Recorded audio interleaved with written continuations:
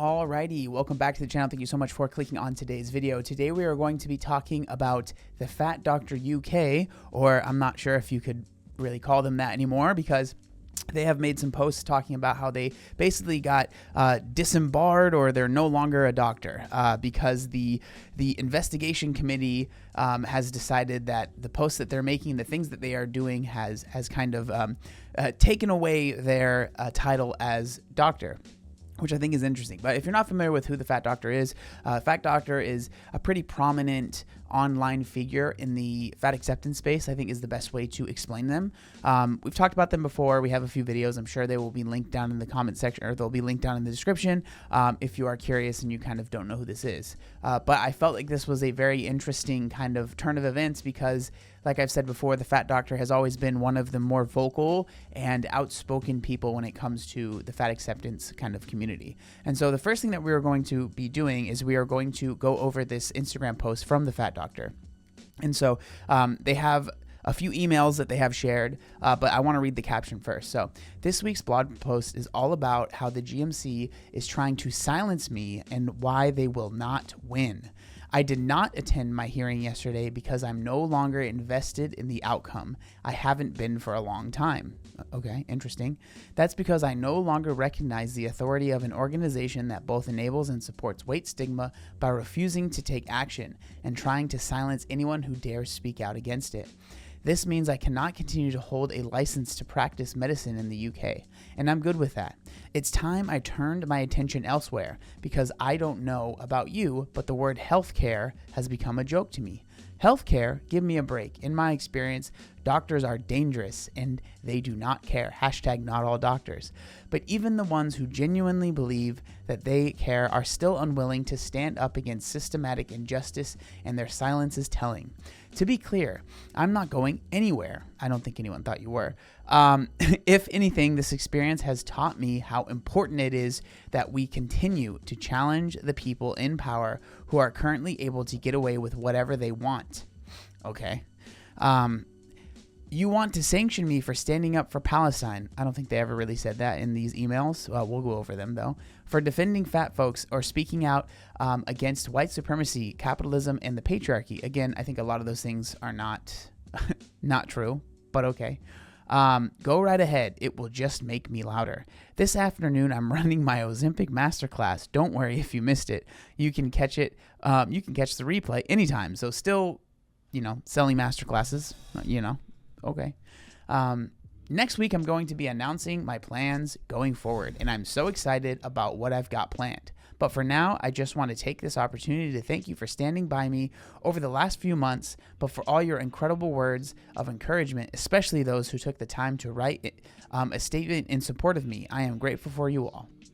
Today is the first day in a new chapter for the Fat Doctor, and I can already tell it's going to be a good one. Again, I think it's kind of interesting that they're still using the Fat Doctor. If technically they're I don't know exactly. Maybe they're still technically a doctor, but they can't practice being a doctor in the UK. I know that those things can get kind of weird, but I also wanted to read these emails. So these emails, it says, go F yourselves, right? I resign my registration, right? And so these are the emails, a bunch of names and stuff like that. Dear Dr. Alarmy, as you know, the investigation committee met today to consider your case and whether to issue. And then there's nothing more that's shown, but they posted a little bit of a back and forth. So this is from this committee. Please note that if you apply for voluntary erasure and decide to apply for restoration in the future, you would not automatically be restored to the register. We will consider any outstanding issues regarding your fitness to practice, and you would need to demonstrate at that point that you are fit to practice without any restrictions on your resignation. Cry laugh emoji. And then they go on to say, the only way I would ever consider returning to medicine is if the GMC were able to demonstrate that they were no longer a white supremacist, colonialist, patriarchal organization. Fix your racism, sexism, fatphobia, and transphobia problem, and then I might consider coming back. Until then, I must insist that you never contact me again. We're done now. Again, it's interesting because it seems like these accusations kind of come out of nowhere, but if you actually felt that way, I feel like it would make more sense to try and work in the framework and actually make some differences instead of like trying to just go scorched earth and be like, everyone's terrible and the whole organization is a fraud and everything's wrong. I don't know.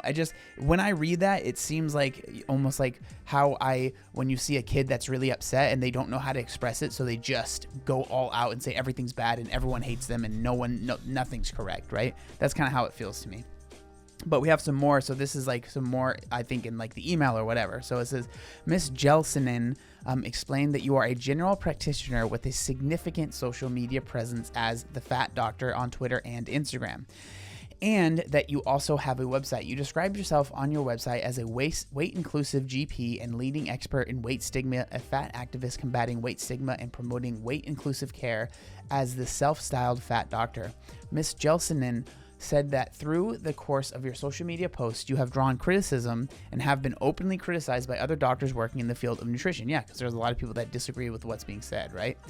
In addition to the part warnings play in maintaining public confidence and upholding standards for the profession, they also serve to formally indicate to a doctor the behavior or performance that has significantly departed from the professional standards expected and should not be repeated, right? So because you can't just let someone do whatever they want and just be like, yep, they're still a doctor. Like there has to be some sort of rules to where once someone steps over a boundary multiple times, which I'm assuming the Fat Doctor did multiple times, there has to be repercussions, right? The GMC guidance on warnings states that they should be viewed as a deterrent. They are intended to remind the doctor that repetition of the given conduct may result in a finding of impaired fitness to practice and may result in restrictions being placed on their resignation, right? So basically, if you keep doing this stuff, like you're going to get in trouble. And so I don't think it's not something that is surprising to me, but again, it just feels like instead of like actually trying to listen to what's going on here and why do people disagree, the Fat Doctor or Asher has completely just decided that the way that they feel is 100% correct, and anyone that disagrees is fat phobic and apparently, hates Palestine and is a white supremacist and everything else, right? It's transphobic. It's stuff like that that's frustrating because there can be someone that maybe they do disagree or maybe they are not saying the nicest stuff, but just because maybe they're not being the nicest to you, that doesn't mean that they're all of these other things as well. And this is just something that you see often that I feel like it takes your argument, and like most people that see that, they see that and like, oh, this person's just over the top. Like I'm not gonna believe anything that they're saying because now anyone that disagrees with them is also transphobic, fat phobic. They hate Palestine. They're every single bad thing you can think of. That's what they are, right? That's what this person is claiming, and it just completely, in my opinion, ruins your credibility. And like when I see someone doing that, I'm like, okay, I'm going to take everything they say with a grain of salt. I'm not going to completely believe that. Like, why are they saying that? And then, do some more research. The other thing that I wanted to go over was this Instagram post that was posted literally today, about 12 hours ago. And it says, so in the caption, it says, what we think causes weight gain, diet and exercise. What actually causes weight gain? Genetics, hormones, medications, underlying medical conditions, trauma, our environment, and more. Again, I don't disagree with that stuff, but diet and exercise would still be at the top of the list, in my opinion. Those things are really important. All of those other things matter, and I think it's important that we talk about those things, and those things aren't completely like not part of the conversation. But to like say that it has nothing to do with diet and exercise is ridiculous. I would say that diet is by far the most important thing. Exercise is up there, but diet is by far and away the most important thing when it comes to someone being overweight, right? But it doesn't end there. If weight gain were an iceberg, all of these underlying issues are only the tip, the part that we can see and point to and even quantify. But below the water surface lies two crucial facts that underpin everything else. One, fat people almost always have a history of dieting and weight cycling. I mean, that's not true. Like as far as like most fat people have a history of that, right? Trying to lose weight. Two, fat people experience weight stigma in every area of their lives, whether they are aware of it or not. That's where it's like frustrating because just because that might be true, like someone might have have tried to lose weight and they might experience weight stigma. That doesn't mean that is the reason they are overweight. That's what the fat doctor is saying, right? Because we experience weight stigma when we're overweight, and because we've tried to lose weight a bunch of times, that's the reason we are so overweight. That, in my opinion, is ridiculous. I think that those things can be frustrating and they can maybe even add to it, but to say that that is the like biggest part of the iceberg under the water is ridiculous to me, right? Because we've all seen the iceberg, the little part on the top, and then under the water is the hugest part. To say that that's the most important thing, I'm sorry, I disagree with that. Both weight cycling and weight stigma impact your genetics, hormones, underlying medical conditions, medication, history of trauma, and your environment. Almost every doctor I know operates a top-down approach when it comes to any health condition that they consider to be weight-related. They start with diet and exercise, and if you're lucky, they dig a little deeper. I'm smart enough to know that the tip of the iceberg isn't the part that we need to worry about or focus on. Okay, it's what lies beneath that counts, which is why I will never recommend weight loss.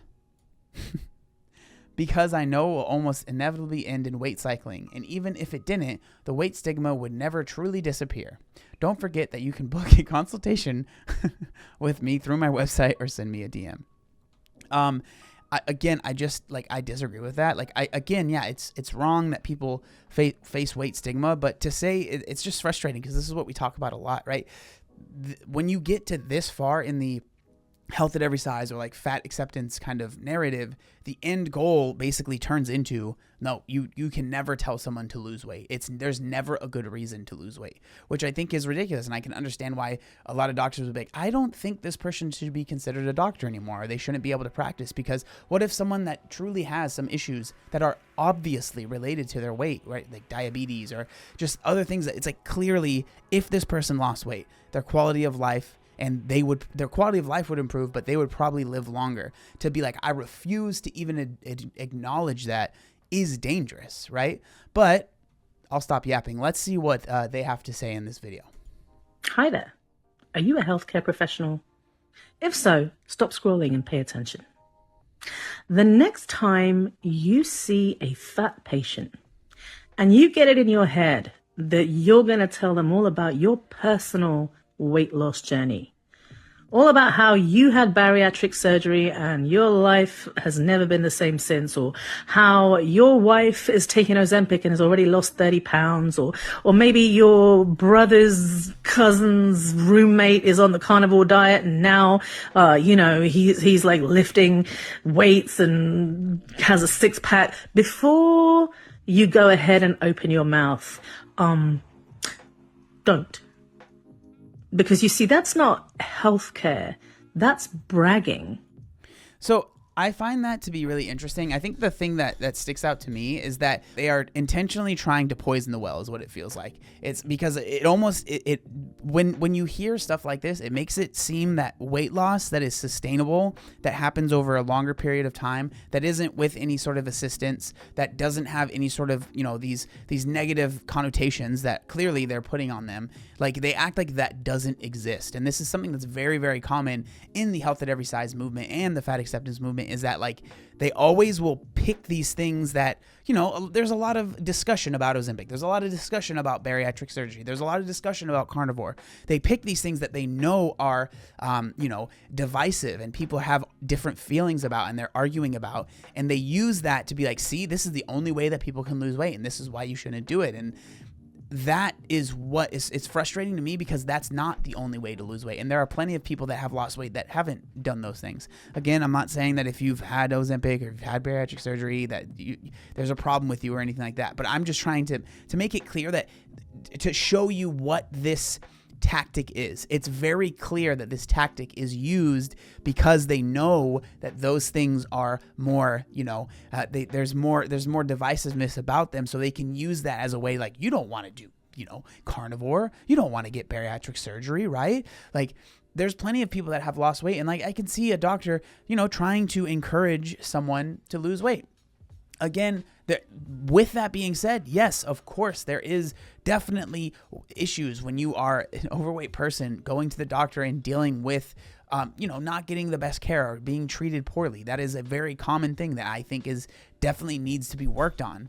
But just because that is something that is happening doesn't mean that instead of like actually trying to help people lose weight, we should be like, nope, we can't talk about losing weight and we'll never bring it up because it's impossible and people need to just live their lives, because it's clear that right now the path that we're going down is not leading people to a healthier, more, enjoyable life.